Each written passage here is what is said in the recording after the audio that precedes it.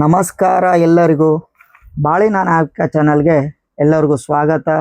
ಈ ಚಾನಲಲ್ಲಿ ಬರತಕ್ಕಂಥ ಮಾಹಿತಿ ತಮಗೇನಾದ್ರು ಇಷ್ಟ ಆದರೆ ಅಥವಾ ಸತ್ಯ ಅನಿಸಿದ್ರೆ ಶೇರ್ ಮಾಡೋದನ್ನ ಮರಿಬೇಡಿ, ಹಾಗೂ ಲೈಕ್ ಮಾಡೋದನ್ನ ಮರಿಬೇಡಿ. ನಿಮ್ಮ ಬಂಧು ಮಿತ್ರರಿಗೂ ಈ ಚಾನಲ್ ಬಗ್ಗೆ ಮಾಹಿತಿ ಕೊಡಿ ಅನ್ನೋತ್ತ ನನ್ನ ಮಾತನ್ನ ಮುಂದುವರಿಸ್ತಾ ಇದ್ದೀನಿ. ನನ್ನ ಹಿಂದಿನ ವಿಡಿಯೋಲಿ ತಮಗೆಲ್ಲ ತಿಳಿಸಿದ್ದೆ ದೆವ್ವ, ಭೂತಗಳು ಹಾಗೂ ದೇವರಿನ ವಿಚಾರವನ್ನು ನನ್ನ ಹಿಂದಿನ ಎಪಿಸೋಡಲ್ಲಿ ಕೆಲವೊಂದು ಮಾಹಿತಿನ ನೀಡಿದ್ದೆ. ಅದರದೇ ಆದ ಭಾಗವಾದ ಮುಂದಿನ ನನ್ನ ವಿಡಿಯೋನು ಮುಂದುವರಿಸ್ತಾ ಇದ್ದೀನಿ. ನನ್ನ ಹಿಂದಿನ ವಿಡಿಯೋಲಿ ದೇವರು ದೆವ್ವ ಎರಡೂ ಕೆಲವೊಂದು ಭಾಗಗಳನ್ನ ಹೇಳಿದೆ, ಹಾಗೂ ಮುಂದಿನ ಭಾಗವಾದ ದೆವ್ವದ ವಿಚಾರವನ್ನು ಅಂದರೆ ಆತ್ಮದ ವಿಚಾರವನ್ನು ತಿಳಿಸ್ಕೊಡ್ತಾ ಇದ್ದೀನಿ. ನೋಡಿ, ಯಾವುದೋ ಒಬ್ಬ ಒಂದು ವ್ಯಕ್ತಿ ಅವನು ದೇವನ ನೋಡಲೇಬೇಕು ಅಂದರೆ ಸೂತಕದ ವಿಚಾರವನ್ನು ತಿಳಿಸಿದ್ದೆ.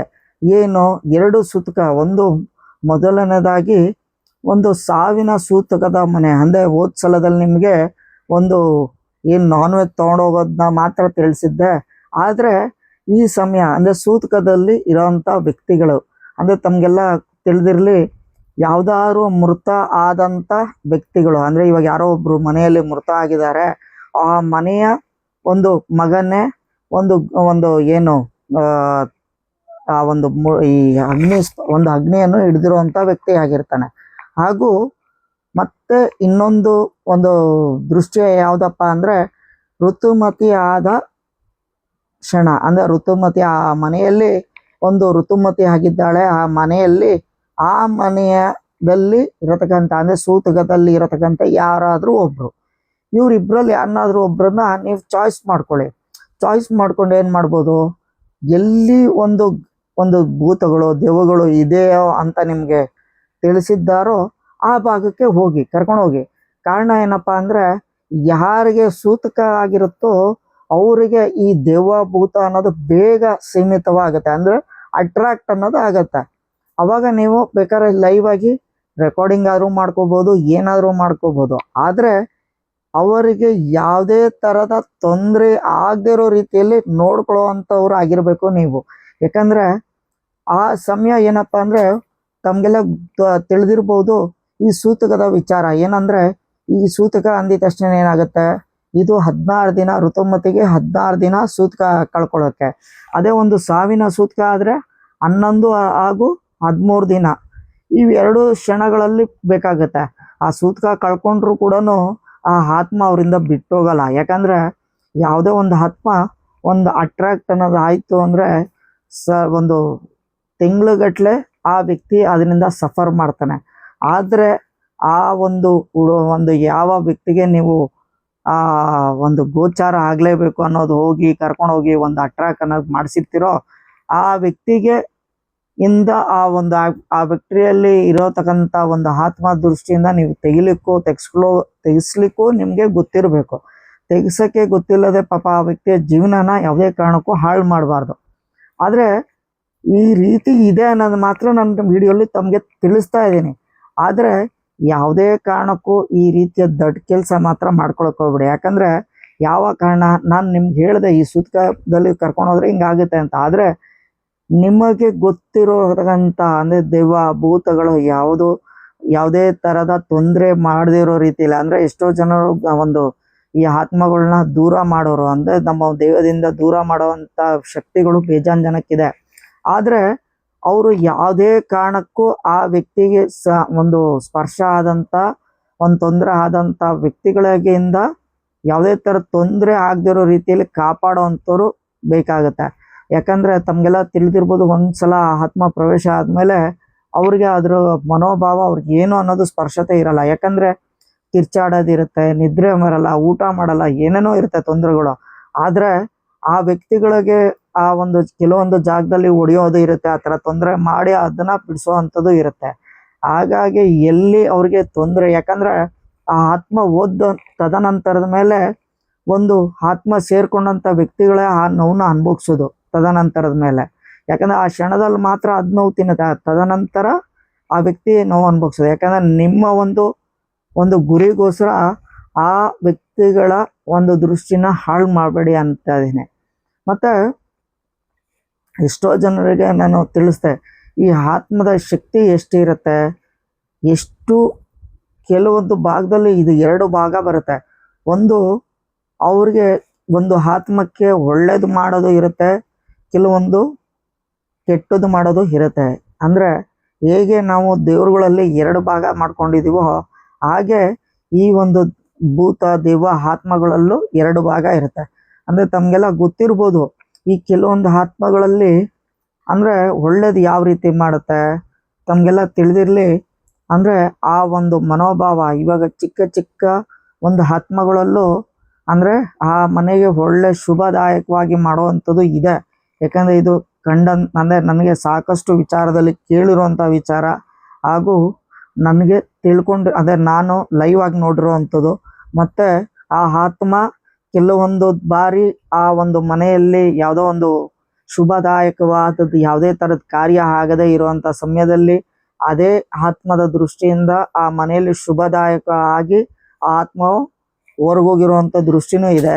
ಹಾಗೂ ಕೆಲವೊಂದು ಆತ್ಮಗಳು ಅವರ ಒಂದು ಇಷ್ಟವನ್ನು ಒಂದು ಮಾಡ್ಕೊಳ್ಳೋಕ್ಕೋಸ್ಕರ ಅಂದರೆ ಒಂದು ಏನೋ ಒಂದು ಆಸೆಗಳು ಇರುತ್ತೆ, ಆ ಆಸೆನ ಪೂರೈಸ್ಕೊಳ್ಳೋಕ್ಕೋಸ್ಕರ ಆ ಒಂದು ಯಾವುದೋ ಒಂದು ಮನುಷ್ಯನ ದೇಹಕ್ಕೆ ಸೇರಿಕೊಂಡು ಆ ಒಂದು ಮನೆಯಲ್ಲಿ ಕಷ್ಟ ಕೊಟ್ಟು ಮತ್ತು ಸಾಕಷ್ಟು ತೊಂದರೆಗಳನ್ನ ಅನುಭವಿಸಿ, ಆರೋಗ್ಯದ ವಿಚಾರ ಆಗಿರ್ಬೋದು, ಮನೆಯಲ್ಲಿ ಸಾಕಷ್ಟು ಜಗಳ ಕದನ ಈ ಥರದೆಲ್ಲ ಮಾಡಿ ಮತ್ತು ಆ ಒಂದು ಬಂದಂಥ ಒಂದು ವ್ಯಕ್ತಿಗಳಲ್ಲೂ ಆ ಒಂದು ದೇಹಕ್ಕೂ ಒಂದು ದೃಷ್ಟಿ ತೊಂದರೆಯನ್ನು ಮಾಡಿ ಹೋಗಿರುವಂಥದ್ದು ನಾನು ಸಾಕಷ್ಟು ಕೇಳಿದ್ದೀನಿ, ನೋಡಿದ್ದೀನಿ. ಆದರೆ ಈ ಒಂದು ವಿಚಾರ ಬಂದಾಗ ಏನಪ್ಪ ಅಂದರೆ ಏನೇ ಒಂದಿರಲಿ, ಯಾಕಂದರೆ ಇದಕ್ಕೆ ವಯಸ್ಸು ಅನ್ನೋದು ಇರಲ್ಲ. ಯಾಕಂದರೆ ಯಾವುದೇ ಒಂದು ಆತ್ಮಕ್ಕೆ ವಯಸ್ಸು ಅನ್ನೋದಿಲ್ಲ. ಚಿಕ್ಕ ಮಗು ಅಂತಲೂ ನೋಡಲ್ಲ, ಒಂದು ಮೃತ ಆಗ್ತಾ ಇರೋವಂಥ ಸಮಯದಲ್ಲಿ ಇರತಕ್ಕಂಥ ಒಂದು ವ್ಯಕ್ತಿಯಲ್ಲೂ ಆಗಲ್ಲ. ಯಾಕಂದರೆ ಒಂದು ಏನಪ್ಪ ಅಂದರೆ ವಯಸ್ಸಾದಂಥ ವ್ಯಕ್ತಿಗಳಲ್ಲೂ ಕೂಡ ಅಲ್ಲ ಅಂತ ಹೇಳ್ತಾ ಇದ್ದೀನಿ. ಯಾಕಂದರೆ ಅದಕ್ಕೆ ಆಸೆ ಅನ್ನೋದು ನೋಡಿ, ಒಂದು ಯಾವುದೋ ಒಂದು ಆತ್ಮಕ್ಕೆ ಒಂದು ಅನ್ನ ತಿನ್ಬೇಕಾಗಿರುತ್ತೆ, ಮೊಸರನ್ನೋ ಏನೋ ಒಂದು ತಿನ್ಬೇಕಾಗಿರುತ್ತೆ. ಈ ಕೆಲವೊಂದು ಜಾಗದಲ್ಲಿ ತಮಗೆಲ್ಲ ತಿಳಿದಿರ್ಬೋದು, ಅಂದರೆ ಹೊಲದಲ್ಲಿ ಕೂತ್ಕೊಂಡು ಅಂದರೆ ಹೊಲದಲ್ಲಿ ಒಂದು ಮಾಡ್ತಾ ಬೆಳೆ ಇಟ್ಟಂಥ ಸಮಯದಲ್ಲಿ ಒಂದು ಅನ್ನವನ್ನು ಬುತ್ತಿಯನ್ನು ಕಟ್ಕೊಂಡು ಹೋಗ್ತಾರೆ. ಆ ಸಮಯದಲ್ಲಿ ಆ ಒಂದು ಜಾಗದಲ್ಲಿ ನಾವೇನಾದ್ರು ಊಟ ಮಾಡ್ತಾ ಇರೋಂಥ ಸಮಯದಲ್ಲಿ ಯಾರಿಗೋ ಒಬ್ರಿಗೆ ಟೈಮ್ ಸರಿಯಾಗಿರಲ್ಲ. ಆ ಟೈಮ್ ಸರಿಯಾಗಿಲ್ದಿರೋಂಥ ವ್ಯಕ್ತಿಗಳಲ್ಲಿ ಆ ಆತ್ಮ ಏನು ಮಾಡುತ್ತೆ ಅಂದರೆ ಕೇಳುತ್ತೆ, ಆದರೆ ಗಾಳಿಯ ಬೀಸುತ್ತೆ. ಅವಾಗೇನಾಗತ್ತೆ, ಅದೇನು ನಮ್ಗೆ ಗೊತ್ತಾಗಲ್ಲ, ಗೋಚರ ಆಗಲ್ಲ. ಅದೇ ಆ ಸಮಯದಲ್ಲಿ ನಾವು ಒಂದು ಸ್ವಲ್ಪ ಅನ್ನವನ್ನು ಅದು ಎಸ್ತಿ ನಾವು ತಿಂದರೆ ಯಾವುದೇ ಥರ ತೊಂದರೆ ಇಲ್ಲ. ಅದಕ್ಕೆ ನಮ್ಮ ಆಗಿನ ಕಾಲದಲ್ಲಿ ಹಿರಿಯರು ಹೇಳ್ತಾರೆ, ಏನಪ್ಪ ಹೇಳ್ತಾಯಿದ್ರು ಅಂದರೆ, ಏನೇ ತಿನ್ನಕ್ಕಂಥ ವಸ್ತು ಹೊರಗಿಂದ ತೊಗೊಂಬಂದೆ ಒಳಗೆ ಮೊದಲು ಅದನ್ನು ನಿವಾಳಿಸಿ, ಅಂದರೆ ಆ ವಸ್ತುಗೆ ಅಂದರೆ ಏನು ನಾವು ತಂದಿರ್ತೀವಲ್ಲ ತಿಂಡಿ ತಿನಿಸಿಗೆ, ಅದಕ್ಕೆ ಸ್ವಲ್ಪವಾದರೂ ನುಳಿಸಿ ಮನೆಯಿಂದ ಹೊರಗೆ ಹಾಕಿ ಅಂತ ಹೇಳೋರು. ಆದರೆ ಕೆಲವೊಬ್ಬರು ಇವಾಗಲೂ ಪದ್ಧತಿಯನ್ನು ಪಾಲಿಸ್ಕೊಂಬಂದಿದ್ದಾರೆ, ಆದರೆ ಕೆಲವೊಬ್ಬರು ಮಾಡಲ್ಲ. ಅವಾಗೇನಪ್ಪ ಅಂದರೆ ಆ ವಾಸನೆಗೆ ಅದು ಬಂದಿರುತ್ತೆ ಆ ಆತ್ಮ. ಅವಾಗೇನಪ್ಪ ಅಂದರೆ ಅದು ಸ್ವಲ್ಪ ನಾವು ಆಚೆ ಕಡೆ ಬಿಸಾಕಿದ ತಕ್ಷಣ ಆ ಆತ್ಮ ಅಲ್ಲಿಗೆ ಹೊರಗೆ ನಿಂತ್ಕೊಂಡ್ಬಿಡುತ್ತೆ. ಇಲ್ಲ ನಾವು ಹಾಗೆ ತಿಂತೀವಿ ಅಂದಾಗ ಏನಾಗುತ್ತೆ, ಮನೆ ಒಳಗೆ ಪ್ರವೇಶ ಆಗುತ್ತೆ, ಹಾಗೂ ನಮ್ಮ ದೇಹಕ್ಕೂ ಪ್ರವೇಶ ಆಗೋತಕ್ಕಂಥ ಸಾಧ್ಯತೆಗಳು ಜಾಸ್ತಿ ಇರುತ್ತೆ. ಹಾಗಾಗಿ ಏನೇ ಒಂದು ನಾವು ಮಾಡೋಕ್ಕಾರೆ ತಿನ್ನೋಕ್ಕಾರೆ ಹಾಗಾಗಿ ಈ ಕೆಲಸ ಮಾಡಿ ತಿನ್ನಿ ಅಂತ ಹೇಳ್ತಾ ಇದ್ದೀನಿ. ಯಾಕಂದರೆ ಎಷ್ಟೋ ಜನ ಹೇಳ್ಬೋದು ಹೋಟ್ಲದು, ಹೌದು ಹೋಟ್ಲಲ್ಲೇ ಇರಲಿ, ಆದರೆ ಒಂದು ಸ್ವಲ್ಪ ನಿವಾಳಿಸಿ ತೆಗೆದು ತಿನ್ನಿ ಅಂತ ಇದ್ದೀನಿ. ಆಯಿತು. ಈ ಆತ್ಮದ ಒಂದು ದೃಷ್ಟಿ ಬಂದಾಗ ಇನ್ನೂ ಸಾಕಷ್ಟು ವಿಡಿಯೋಗಳಿದೆ. ಯಾಕಂದರೆ ಒಂದು ವಿಚಾರ ಏನಪ್ಪ ಅಂದರೆ, ಒಂದು ಸ್ವಲ್ಪ ಮಟ್ಟಿನ ಭಾವವನ್ನು ತಮಗೆ ತಿಳಿಸ್ಬೇಕು ಅನ್ನೋತಾ ಈ ವಿಡಿಯೋ ಮಾಡ್ತಾ ಇರೋವಂಥದ್ದು. ಏಕೆಂದರೆ ಈ ಆತ್ಮನ ನೀವು ನೋಡಲೇಬೇಕು, ಶುಭ ಒಂದು ಕಾರ್ಯ ಹೇಗಾಗತ್ತೆ. ಯಾಕಂದರೆ ಸಾಕಷ್ಟು ತಮಗೆಲ್ಲ ಗೊತ್ತಿದೆ ಏನು ಆತ್ಮಗಳಿಂದನೂ. ಯಾಕಂದರೆ ಹೇಗೆ ಶುಭದಾಯಕ ಅನ್ನೋದಾದರೆ ಒಂದು ಹೇಳ್ತೀನಿ ನೋಡಿ, ಒಂದು ನಿಮ್ಮ ಮನೆಗೆ ಪ್ರವೇಶ ಆದಂಥ ಆತ್ಮ ಇರ್ಬೋದು, ಅಥವಾ ನಮ್ಮ ಮನೆಯಲ್ಲಿರತಕ್ಕಂಥ ಮೃತ ಆದಂಥ ವ್ಯಕ್ತಿಗಳು. ಇವಾಗ ನಮ್ಮ ಮನೆಯಲ್ಲಿ ಯಾರೋ ಒಬ್ಬರು ಮೃತ ಆಗಿದ್ದಾರೆ, ತಂದೆನೋ ತಾಯಿಯೋ ಅಜ್ಜಿನೋ ಏನೋ ಯಾವುದೋ ಒಂದು ಆಸೆ ಇರತಕ್ಕಂಥ ವ್ಯಕ್ತಿ. ಅವ್ರಿಗೇನಪ್ಪ ಅಂದರೆ ನನ್ನ ಒಂದು ಮಗನ ಮದುವೆ ಮಾಡಬೇಕು ಅಂತನೋ ಮೊಮ್ಮಗಳ ಮದುವೆ ಮಾಡಬೇಕು ಅಂತನೋ ಏನೋ ಒಂದು ಆಸೆ ಇರುತ್ತೆ. ಆ ಸಮಯಕ್ಕೆ ಏನಾಗ್ತಾ ಇರುತ್ತೆ ಅಂದರೆ ಅದು ಮನೆಯಿಂದ ಹೊರಗೆ ಹೋಗ್ಲಿಕ್ಕೆ ಆಗ್ತಾ ಇರಲ್ಲ. ಅಂದರೆ ಆ ಕ್ಷಣಕ್ಕೆ ಕಾಯ್ತಾ ಇರತ್ತೆ, ಒಂದು ಮದುವೆ ವಿಚಾರನ ಮಾಡಬೇಕು ಮಾಡಬೇಕು ಮಾಡಬೇಕು ಅಂತ. ಬಟ್ ಆ ಕ್ಷಣ ಏನೋ ಆಗಲ್ಲ, ಬಟ್ ಹಾಗೆ ಮುಂದೆ ಹೋಗುತ್ತೆ. ಆದರೆ ಏನೇ ಸಮಯ ಬಂದರೂ ಆ ಸಾವಿನ ಹಾದಿಯನ್ನು ತಡೆಯೋಕ್ಕಾಗಲ್ಲ. ಅವಾಗೇನಪ್ಪ ಅಂದರೆ ಆ ಸಾವನ್ನೋದು ಅದ್ರ ಅಜ್ಜಿಗೇನೋ ಬಂದ್ಬಿಡ್ತು ಅಥವಾ ಒಂದು ಅಜ್ಜನಿಗೆ ಬಂತು. ಆದರೆ ಆತ್ಮ ಮೈಯಿಂದ ಹೋಗ್ಬೇಕು ತಾನೆ. ಆ ಆತ್ಮ ಹೋಗ್ಲಿಕ್ಕೆ ಒಂದು ದೃಷ್ಟಿ ಆಗುತ್ತೆ. ಅಂದರೆ ಒಂದು ಹತ್ಯೆ ಅನ್ನೋದಾಗ ಒಂದು ಸಾವನ್ನಪ್ತಾರೆ. ಆದರೆ ಇರತಕ್ಕಂಥ ಆತ್ಮ ಆಸೆಯನ್ನು ಬಿಟ್ಟೋಗಿಲ್ಲ. ಅವಾಗೇನು ಮಾಡುತ್ತೆ ಅಂದರೆ ಅವರು ಕರ್ಕೊಂಬಂದಂಥ ಪೂಜೆ ಪುನಸ್ಕಾರಗಳು 48 ದಿನಗಳ ಕಾಲ, ಒಂದು 45 ದಿನಗಳ ಕಾಲ, 45ರಿಂದ 48 ದಿನಗಳ ಕಾಲ ಪೂಜೆ ಅನ್ನೋದು ಮಾಡ್ತಾರೆ. ಆ ಒಂದೊಂದು ದಿನಗಳ ಕಾಲನೂ ಒಂದು ಶಾಂತಿ ಅನ್ನೋದು ಇದೆ, ಪೂಜೆ ಅನ್ನೋದಿದೆ. ಆದರೆ ಯಾರಲ್ಲೂ ಇವಾಗ ಅದನ್ನು ಪಾಲಿಸ್ಕೊಂಬರೋಕ್ಕಾಗ್ತಾ ಇಲ್ಲ. ಹಾಗಾಗಿ 11 ದಿನ 13ನೇ ದಿನದಲ್ಲಿ ಒಂದು ಪೂಜೆ ಅನ್ನೋದು ಮಾಡಿ ಕಾರ್ಯನ ಮುಗಿಸ್ಕೊತಾರೆ. ಆದರೆ ಆ ಆಸೆ ಅನ್ನೋದು ಇರುತ್ತಲ್ಲ, ಬಂದು ನಮ್ಮ ಮನೆಗೆ ಮತ್ತೆ ಬಂದು ಕೂತ್ಕೊಂಡು ಅಳ್ತಾ ಬರುತ್ತೆ. ಏನೋ ನನ್ನ ಮೊಮ್ಮಗನ ಮದುವೆ ಆಗಿಲ್ಲಪ್ಪ, ಭಗವಂತ ಆ ಒಂದು ದೃಷ್ಟಿ ಕೊಡು ಅಂತ ಕೇಳ್ಕೊತಾ ಇರುತ್ತೆ. ಆ ಸಮಯ ಒಂದು ಮದುವೆಯ ದೃಷ್ಟಿ ಹತ್ರಕ್ಕೆ ಬರುತ್ತೆ. ಒಂದು ಮದುವೆ ಹತ್ರಕ್ಕೆ ಬಂತು, ಮದುವೆ ಒಂದು ಕಾರ್ಯ ಶುಭ ಕಾರ್ಯ ಅಂತ ಆಗಲಿಕ್ಕೆ ಶುರುವಾದಾಗ ಆ ಒಂದು ಮದುವೆ ಭಾಗ ನೋಡ್ಬಿಟ್ಟು ಆತ್ಮ ಖುಷಿಪಟ್ಟು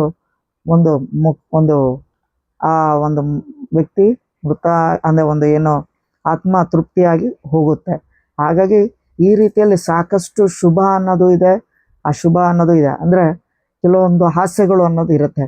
ಕೆಲವೊಂದು ಆತ್ಮಗಳಿಗೆ ಈ ನಾನ್ ವೆಜ್ ತಿನ್ನೋ ಆಸೆ ಏನು ಮಾಡುತ್ತೆ, ತಿನ್ನೋಕ್ಕಾಗಲ್ಲ. ಹಾಗಾಗಿ ಏನು ಮಾಡುತ್ತೆ, ಒಂದು ಬೇರೂರ ಆತ್ಮಕ್ಕೆ ಹೋಗಿ ಸೇರಿಕೊಳ್ಳುತ್ತೆ.